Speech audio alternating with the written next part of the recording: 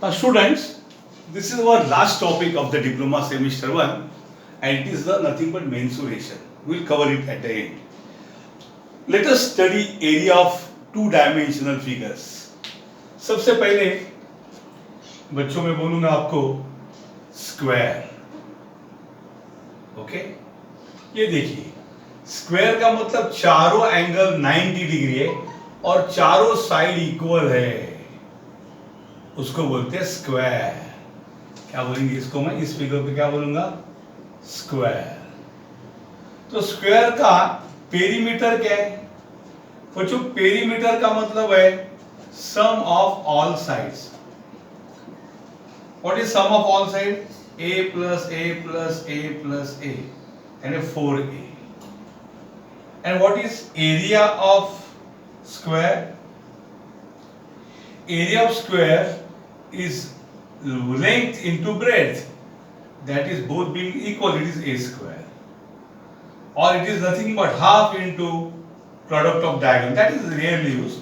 Area of square is a square, that's why the name square, side square, or you can write side का square. बच्चों, square के बाद हम देखेंगे rectangle. हम क्या देखेंगे? Rectangle. a plus a plus a plus a 4a. Rectangle क्या है? रेक्टेंगल में opposite sides are always equal. कौन से साइड इक्वल होते हैं? Opposite sides are equal. Okay, अगर ये a है तो ये a है और b है तो ये b है. What is the perimeter? Perimeter is 2 into a plus b. a plus a, b plus b.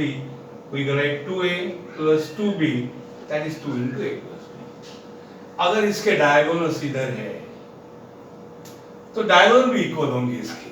What is area? Area is equal to a into b. That is length into breadth,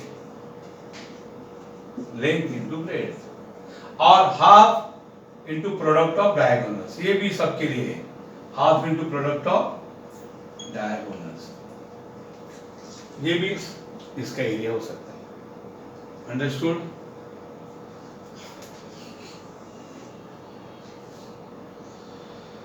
उसके बाद, but this is more popular. Area is length into breadth. उसके बाद rectangle के बाद हम देखेंगे तीसरा rhombus. Rhombus का मतलब है स्क्वायर को धक्का दिया तो क्या होगा? साइड तो इक्वल होंगे फिगर के, बट 90 डिग्री नहीं होगा एंगल सब. रोम्बस मतलब all four side equal, all four sides equal. अब इसका पेरीमीटर में 4a बोलता हूं, लेकिन उसका एरिया क्या होगा? इसका एरिया होगा बेस इनटू हाइट. क्या होगा बच्चों? Of course base into height as. Base अगर a पकड़ा तो हाइट एज. तो दूसरा इसका है half into product of diagonal. से इंपॉर्टेंट है, हाफ d1 इनटू d2. अगर ये डायगोनल इसका d1 है और ये दूसरा डायगोनल d2 है तो उसका एरिया क्या होगा? Half d1 into d2. चौथा होगा पैरेललोग्राम.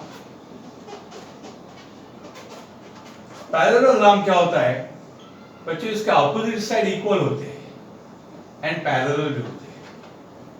मतलब ये साइड a है तो ये a है और ये b है तो ये b है, लेकिन 90 डिग्री नहीं है. यानी रेक्टेंगल को धक्का दिया तो उसका पैरेललोग्राम हो जाएगा.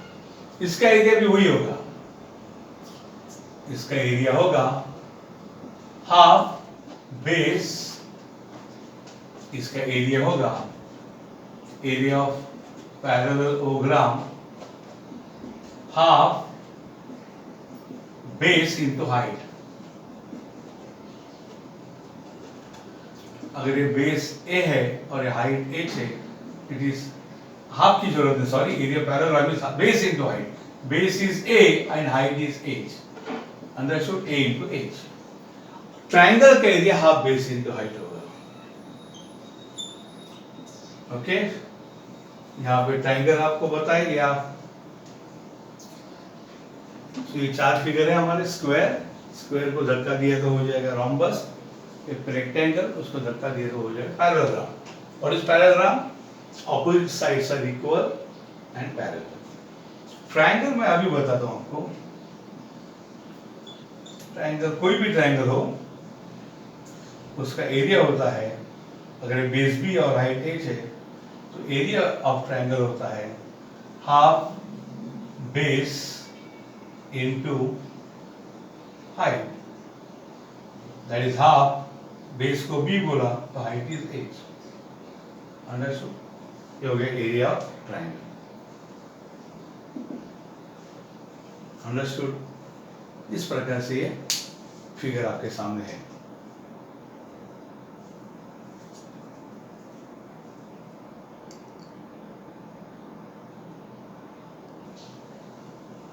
एक ट्रेपेजियम है, उसको भी हम शामिल करेंगे। तो कैसा होगा ट्रेपेजियम? इस पार्ट ऑफ क्वाड्रिलेटरल ओनली। यहां लिखता हूं trapezium, triangle is all of you know. तो ट्रेपेजियम को मैं ड्रॉ करता हूं। 2 sides only are parallel and remaining 2 sides are not parallel. Okay, अब इसका ये साइड पैरेलल साइड ए और बी है, और ट्रेपेजियम भी इंपॉर्टेंट है। पैरेलल साइड के बीच में उसका हाइट आएगा, ये आएगा हाइट एच। तो इसका एरिया हो जाएगा, area is equal to half sum of parallel side into height. क्या होगा बच्चों? Half sum of parallel sides, sum of parallel side, okay, into height. Half sum of parallel side into height. ये होगा trapezium का area. Understood? इसे perimeter बोले नहीं। और यहाँ पे रोम्बस का बेस इनटू हाइट, कोई भी ये रेगुलर जिसमें साइड पैरेलल है, पेयर ऑफ साइड अपोजिट, तो उसमें एरिया का फॉर्मूला अलग अलग है। ये बेस इनटू हाइट ही होता है actually, formula of square base into height, but base a है तो हाइट भी है। रेक्टेंगल में भी बेस इनटू हाइट है, बट बेस ए है तो हाइट ए बी है। रोम्बस में बेस इनटू हाइट है, बेस ए है तो हाइट ए नहीं है, बिकॉज़ ये तिरछा है। हाइट मतलब यहां से परपेंडिकुलर ड्रॉ करना पड़ेगा, समझे? ये बेस है तो ये हाइट है, वो दिया नहीं, देना नहीं चाहिए, तो बेस इनटू हाइट होगा। या फिर half into product of diagonal, इधर भी half into product of diagonal हो सकते हैं, सिर्फ इधर भी half into product of diagonal हो सकता है एरिया, बट यहाँ पे डायगोनल देते नहीं, साइड ये तो डायगोनल मिल जाता है। यहाँ पे पैरेललोग्राम में opposite sides are parallel and opposite sides are equal also. तो area parallelogram is base into height, वही है।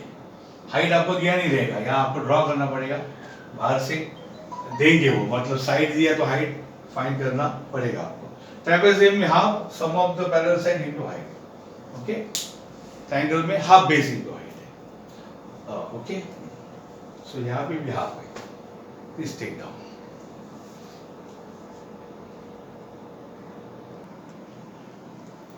Now student, let us study a circle. You must have studied a circle. Consider a circle whose radius is r.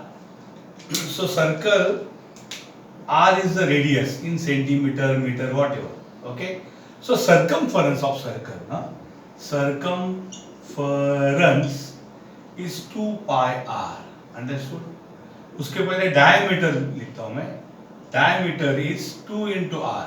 तो अगर diameter दिया तो बिंदास radius find करो, diameter upon 2 radius. एक बार radius में ना तो सबसे आप कनेक्ट हो सकते हैं। सरकमफरेंस यानी यहाँ से दूरी अगर लटकाया और दूरी को मैंने स्ट्रेट किया तो ये सरकमफरेंस आएगा। What is area of circle? Area of circle is pi into R square. उसके बाद इस सर्कल का एक सेक्टर अगर मैं यहाँ लूँ, टुकड़ा, यू नो, ये O है सेंटर, ये C है, और ये A B है, और ये रेडियस R है, और इस AB इसको मैं बोलता हूँ ये सरकमफरेंस का टुकड़ा S है। तो अगर ये एंगल थीटा है तो दैट S, इसको आर्क बोलते हैं, arc of circle is R into theta, where theta is in radian. Theta का यूनिट क्या है? रेडियन में होना चाहिए, डिग्री में नहीं चलेगा, ओके। एंड सेक्टर का एरिया क्या है? एरिया ऑफ सेक्टर, सेक्टर का नाम क्या है? C A B, C A B, it is half r square into theta. Area of sector C A B मतलब ये सेक्टर है उसका, सर सेक्टर, उसका area half r square theta. Understood? इस प्रकार से सेक्टर हमको स्टडी कर सकते हैं। It is rarely asked but you should do it, okay.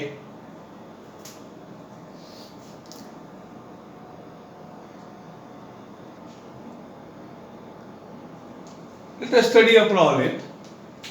Find area of rhombus. Find area of rhombus. Okay. Whose diagonals are 12 centimeter and 8 centimeter. So rhombus है, चारों side equal है,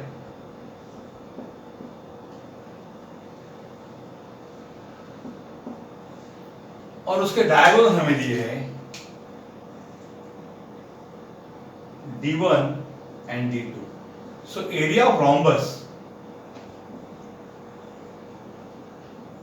is equal to half D1 into D2. Half. What is D1? One diagonal 12, other diagonal 8. So 2 6 are 8 6 are 48 centimetre into centimetre क्या होगा बच्चा? Centimetre square. इस प्रकार से area rhombus कर सकते हैं। Understood? Please take down small problems.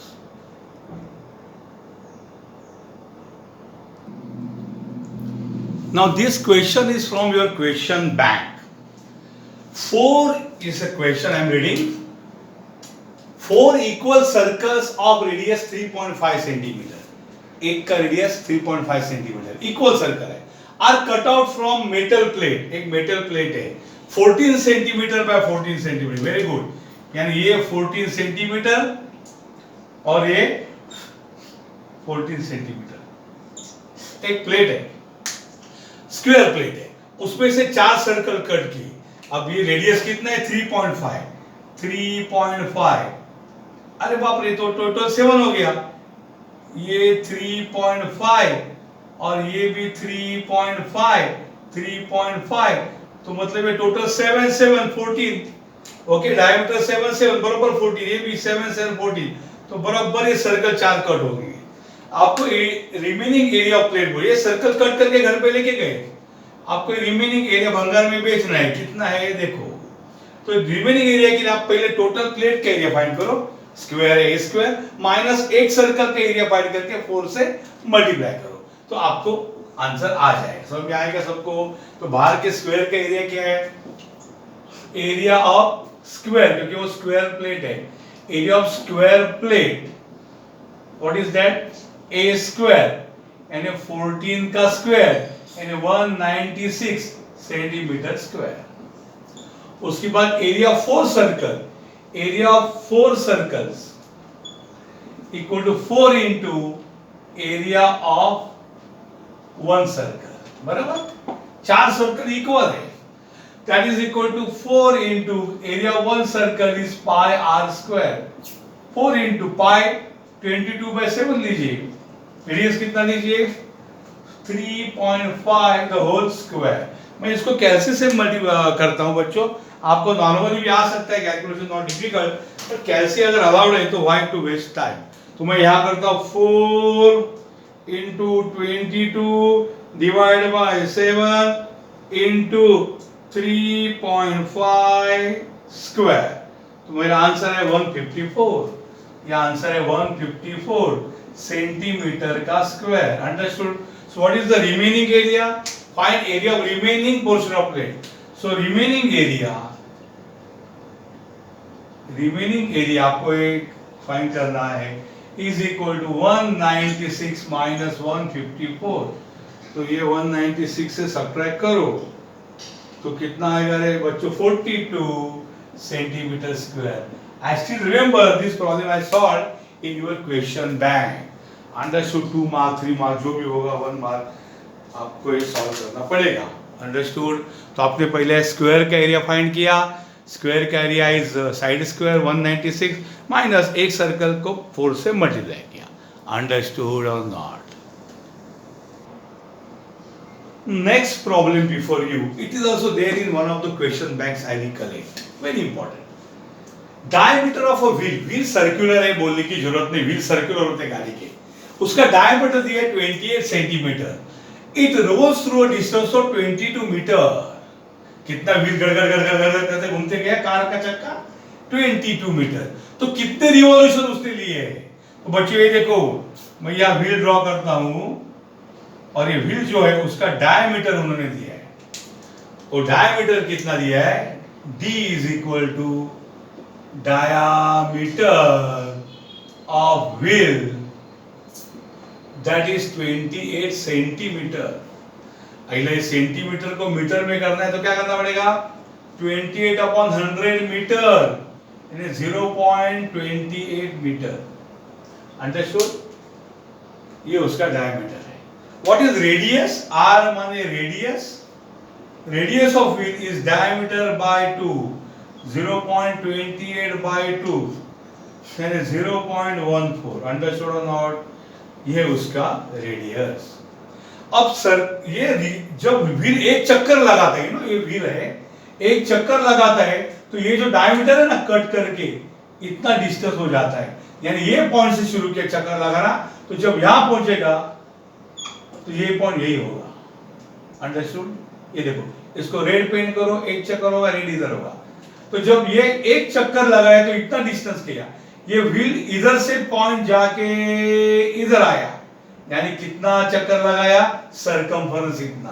तो एक रिवॉल्यूशन में व्हील कितना चक्कर लगाता है? Circumference. So distance covered by wheel in 1 revolution is equal to उसका circumference, and that is 2 pi r। Okay, एक चक्कर में व्हील कितना डिस्टेंस जाएगा? सरकमफरेंस 2 पाई r, यानी 2 into 22/7 into r। r is 0.14। तो मैं ये कैलकुलेशन यहाँ पे तैयार रखता हूँ। 2 into 22 divided by 7 into 0.14, ये आ गया 0.88। कितना आया रे? 0.88 मीटर। इसका मतलब है कि 0.88 metre is equal to 1 revolution. Then कितना मीटर है ये बेटा? 22 metre equal to how many revolution? हम n बोलते हैं। कितना रिवॉल्यूशन करेगा? n। सो 0.88 मीटर एक रिवॉल्यूशन है, तो ये कितना है? तो इसको कैसे करेंगे? n equal to 22 into 1 divide by 0.88। कितना आ गया ये? 22 डिवाइडेड बाय 0.88, आंसर है 25। सो कितना रिवॉल्यूशन लगेगा? How many revolution it will take? will take 25 revolutions to cover, पूरा लिखता हूं, to cover distance of कितना मीटर? 22 मीटर। जब हम जाते हैं, मैं यहाँ से गोवा घूमने जाता हूँ, कर्नल जाता हूँ, तो कितने हजारों रिवॉल्यूशन लेने पड़ेंगे व्हील को। एक रिवॉल्यूशन में इतना सा डिस्टेंस जाएगा। तो हम 600-700 किलोमीटर जाते हैं एक दिन में, कितने रिवॉल्यूशन लगता रहेगा व्हील? देखो, सोचो।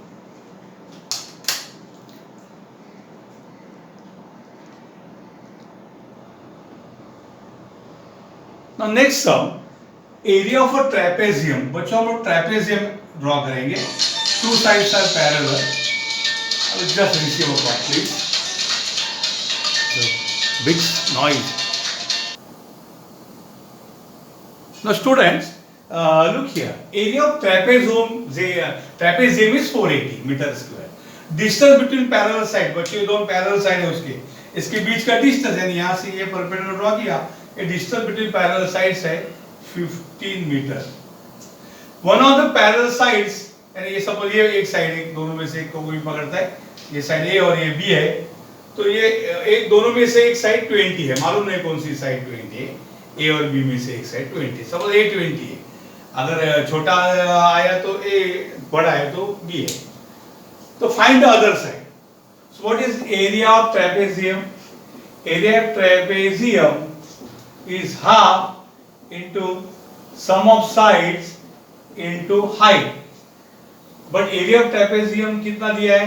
Area of trapezium दिया है 480 is half.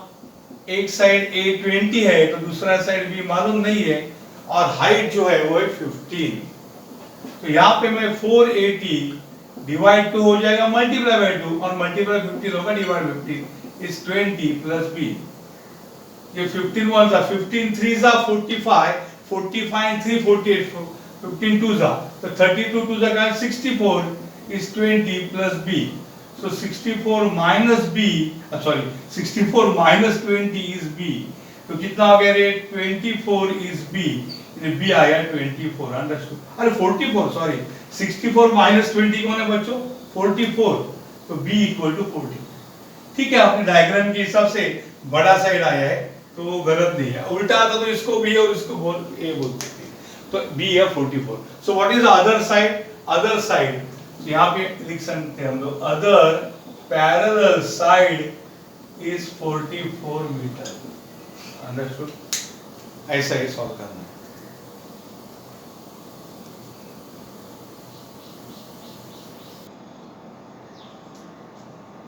Students, what is a cube? You know, cube is a three-dimensional figure. Its all sides are equal. ये सब साइड इक्वल है. हाँ, ये अगर ये साइड A है तो सभी साइड A है उसके, बराबर? इसलिए उसको क्यूब बोलते हैं. A A A A A A A A A A A. हाँ, उसको ये चार साइड है, चार ऐसे एजेस है सब, ओके, 12 एजेस है उसको, बराबर? तो ये क्यूब जो है उसका सरफेस एरिया क्या है? उसका सरफेस एरिया है, एक सरफेस का एरिया है ए स्क्वायर, स्क्वायर है ना ये, ऐसे 6 सरफेस है, 1 2 3 4 5 6, तो उसका सरफेस एरिया है 6 इंटू ए स्क्वायर और उसका वॉल्यूम है, उसका वॉल्यूम होगा a into A that is a cube, इसलिए उसका नाम क्यूब है. क्यूबॉइड का मतलब उसका लेंथ a है, ब्रेड्थ b, हाइट c है, तो उसका सरफेस एरिया क्या होगा? उसका सरफेस एरिया होगा बच्चों, उसको भी 6 सरफेस है, ये जो सामने का सरफेस है उसका एरिया, एक नीचे का सरफेस है a और b, इसका एरिया ab, तो नीचे का ab ऊपर का ab इसलिए 2ab, ये जो सामने है उसका a इंटू c यानी ये हो जाएगा ac, 2 है ac, और ये जो साइड वाला सरफेस है b एंड c उसका एरिया BC है, ऐसे 2 सरफेस है इसलिए 2BC. सो 2AB plus 2BC plus 2AC यानी 2 कॉमन किया तो AB plus BC plus CA या AC, तो उसका टोटल सरफेस एरिया है. टोटल मतलब इसको कपड़े सिलाने हैं पूरे को तो इतना उसका एरिया लगेगा. और इसका वॉल्यूम क्या है?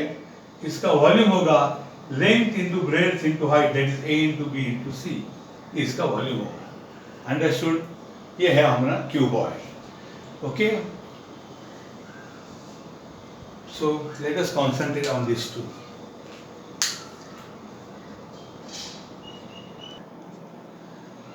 यहाँ पे volume of a cube is 512.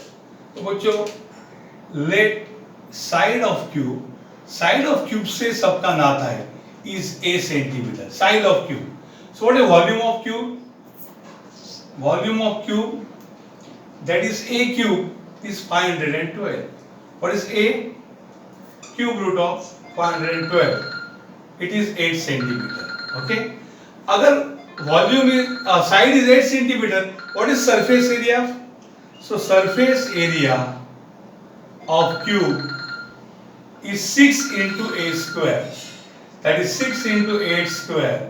That is 6 into 64. क्या आएगा रे? What is 6 into 64? Please see.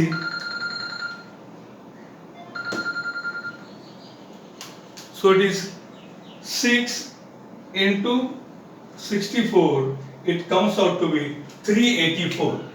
384 centimetre square. Understood. ये surface area of cube. Understood. क्या फॉर्मूला है सरफेस एरिया का? 6 into a square. अंडरस्टूड. Please take down. Now next question is edges of 3 cubes. बच्चे edge म्हणजे साइड. 3 क्यूब के side दिए. Cube मतलब सब साइड इक्वल. एक का side A1 is 3 decimeter, A2 is 4 decimeter and A3 is 5 decimeter. So volume V1 is volume of cube 1 is A1 cube. What is A1 cube? 3 cube. 3 3s are 9, 9 3s are 27 decimeter cube. What is volume of second cube? A2 cube. 4 cube. 4 4s are 16, 4s are 64 decimeter cube. And what is volume of third cube? V3. V3 is equal to A3 cube. Volume of cube is side into side into side. So 5 cube is 125 decimetre cube. अब ये तीनों cube एक ही volume mix किया उनको, तो कितना हो गया? टोटल वॉल्यूम क्या हो गया? तो जो टोटल वॉल्यूम है वो वॉल्यूम ऑफ न्यू क्यूब, नवीन cube, they are melted and converted into single cube. Let V equal to volume of single cube. जो सिंगल क्यूब बना है उसका नाम सिंगल क्यूब रखते हैं. That V is equal to V1 plus V2 plus V3. यानी क्या हो गया? V1 यानी ये हो गया 27 प्लस 64 प्लस 125. कितना हो गया बच्चों? मैं फटक से देख यहाँ पे करता हूँ. ये हो जाएगा total volume 27 plus 64 plus 125 equal to 216. 216 ये volume of new cube. Let A equal to edge or side of cube. Edge of cube बच्चों, एज का मतलब ये side, length into breadth into height. ये साइड होता है side. Edge of cube. So V equal to A cube. So what is V? 216 equal to A cube. So A is equal to cube root of 216. तो बच्चों कैसे find करेंगे cube root? यहाँ पे cube root लिखा है क्या? तो क्यूब रूट मिल जाएगा 216 का. Understood. So we'll find it. Cube root इधर. सो बच्चों हम यहां से फाइंड करेंगे. ये शिफ्ट दबाएंगे और ये रूट लेंगे तो क्यूब रूट आएगा 216. 216 का क्यूब रूट है 6 equal to 6 decimetre. So what is the side of the, they are melted to, so what is the age of the new cube? So age of new cube, age of new cube, the size of new cube is 6 decimeter. Understood? ये answer copy करो.